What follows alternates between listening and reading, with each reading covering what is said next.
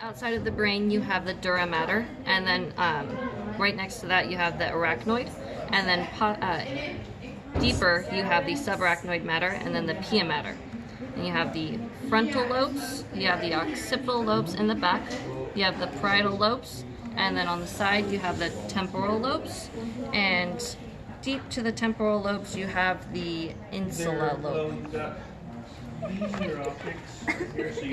Okay, and then you have the forebrain on the back, you have the hindbrain, and in the middle you have the midbrain, which is right above your pons.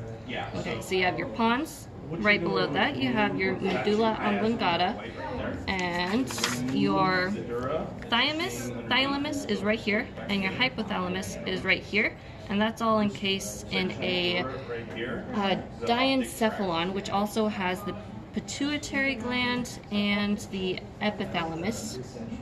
And your two brains, they're separated by the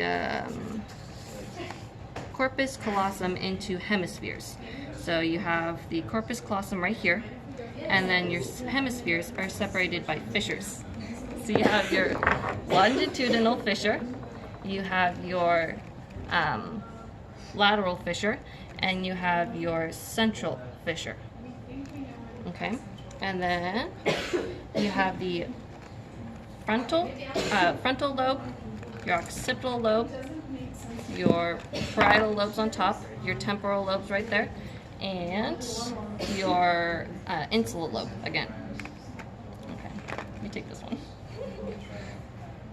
Alrighty.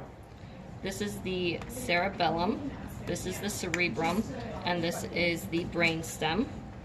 Okay, and then you have, that's the olfactory bulb.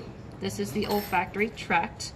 On this one, you can see the optic chiasm, and then you have the infigulum, which holds the pituitary gland. You have the mammary gland, which is this little tiny white bump, and you have the pons, which is again the chubby part of your brainstem.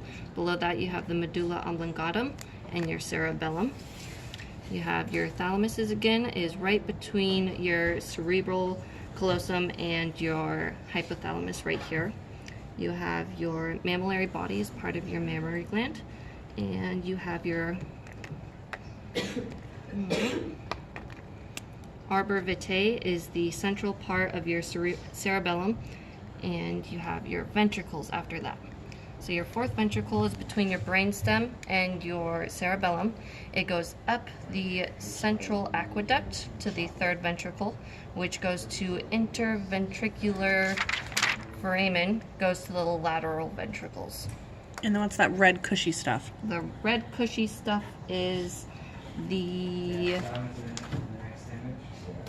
choroid plexus, which is in the lateral ventricles.